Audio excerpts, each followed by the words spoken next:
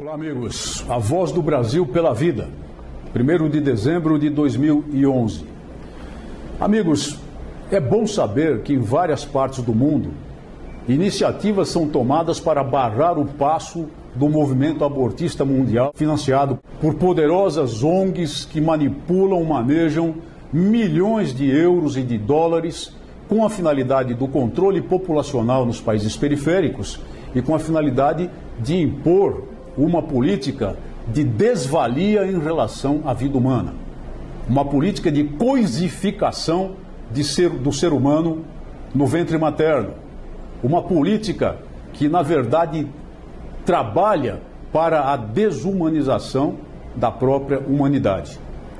Entre essas iniciativas estão, por exemplo, a aprovação de constituições em vários países da Europa e da América Central pró-vida. Constituições que estabelecem e garantem declaradamente, expressamente, a sacralidade da vida humana, o direito à vida humana, a proteção da vida humana desde o exato momento da fecundação, que é quando, com a centelha divina, se inicia efetivamente uma vida humana.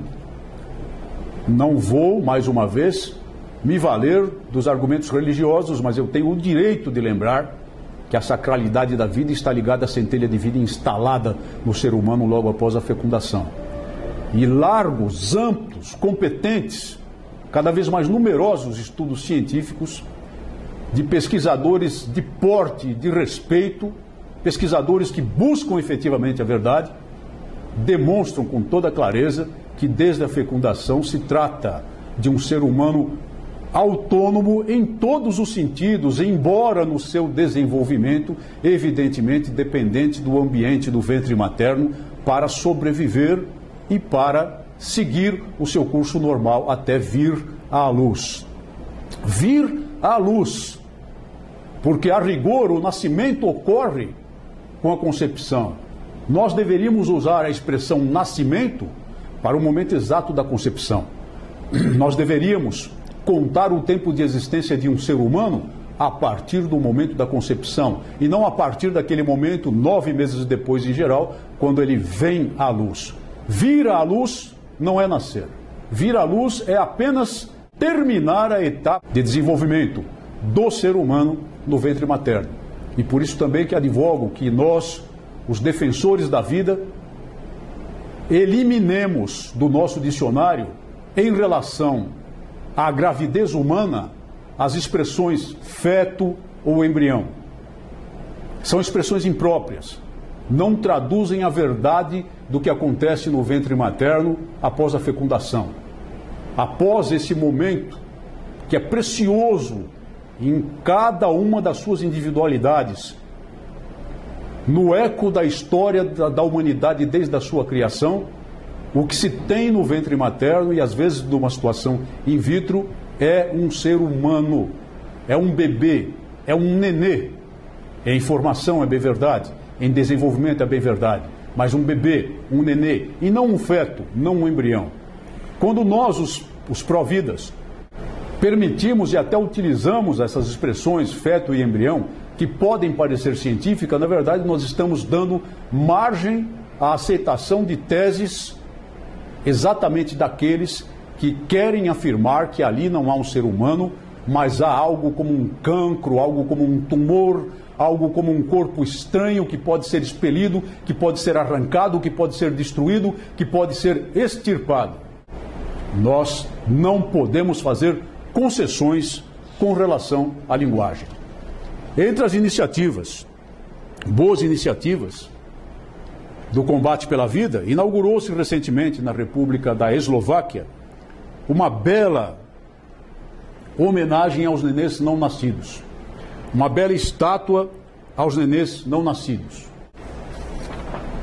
Eu trago aqui uma fotografia dessa estátua, que mostra uma mulher em posição de choro, uma mulher arrependida do ato de ter arrancado ou ter permitido que se arrancasse do ventre dela o próprio filho, e perto dela em posição de consolação, estendendo a mãozinha em consolação e tocando a cabeça dela, e transparente, para representar exatamente a criança que não veio à luz, o filho abortado, o filho assassinado no ventre materno. É muito importante que haja iniciativas como essa para lembrar da sacralidade, do valor, da importância da vida humana. Esta iniciativa, outras iniciativas no campo das artes, iniciativas legislativas como a Constituição da Hungria, a Constituição da Costa Rica, são extremamente importantes para reforçar no espírito das pessoas a sacralidade, o valor da vida humana e lembrar que o direito mais fundamental da humanidade é o direito à vida e que a vida começa no exato momento da fecundação. Há tantas clínicas de matança espalhadas pelo mundo.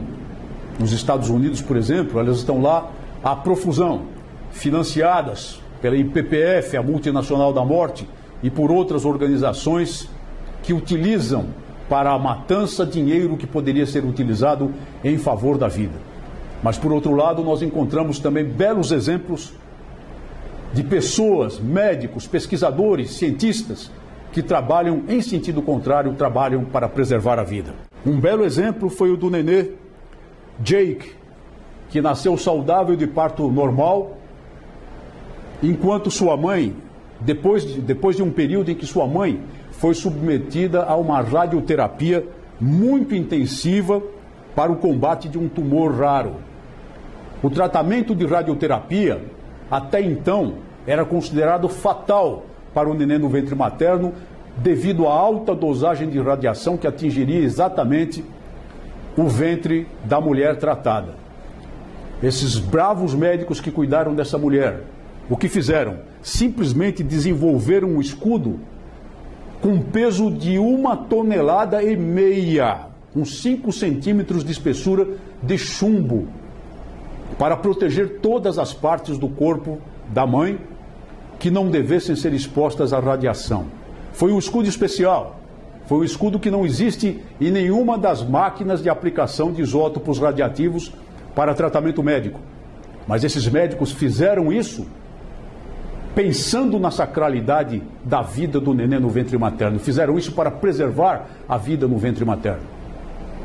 Chegaram a relativo bom termo no tratamento da mãe e o neném nasceu saudável, sem efeito algum da radiação, embora tenha nascido até prematuramente, mas certamente se desenvolverá e será um adulto a mais para dar testemunho do valor da vida. Num outro caso, na Argentina, um mecânico e a esposa tiveram notícia de uma gravidez que muitos diziam que não chegaria a bom termo, produziria uma criança completamente deformada e até aquelas famosas recomendações: para que não haja sofrimento materno, é melhor interromper a gravidez. Porque nunca usam a palavra aborto, usam a expressão interrupção da gravidez. Ele e a esposa se recusaram. O filho nasceu, e nasceu com um problema sério nas pernas, que lhe impedia de caminhar. O que esse homem, que é um inventor, é um gênio mecânico, na verdade, fez? Ele desenvolveu uma máquina para o desenvolvimento do caminhar, pensando no filho. Usou essa máquina para estimular o filho a caminhar. Conseguiu fazer com que esse menino, hoje com 7 anos de idade, caminhe sem apoio, certamente de um modo um pouco trôpego, mas sem apoio. Esse era o menino que deveria ter sido abortado. Era o menino que não tinha esperança e agora já caminha porque o pai tem um firme propósito de fazer com que ele se cure. E tão importante essa iniciativa que agora as sociedades médicas da Argentina se interessaram pela máquina para o tratamento de outras crianças que têm problemas semelhantes. Este é um exemplo pela vida, este é um exemplo de valorização da vida. Este é o exemplo que vale. Como o exemplo daqueles pesquisadores extremamente competentes e que pensam na vida e estudam o desenvolvimento e a utilização de células-tronco adultas. Células-tronco adultas, sem necessidade de matar nenezinhos nos tubos de laboratório para tratar de doenças graves de origem genética. Nunca nos esqueçamos, meus amigos, a vida é preciosa. E o aborto é homicídio a sangue frio e qualificado. Mas é muito fácil praticá-lo, porque o matador não olha a vítima nos olhos e não escuta o seu grito de terror. Muito obrigado por sua atenção e até o nosso próximo programa.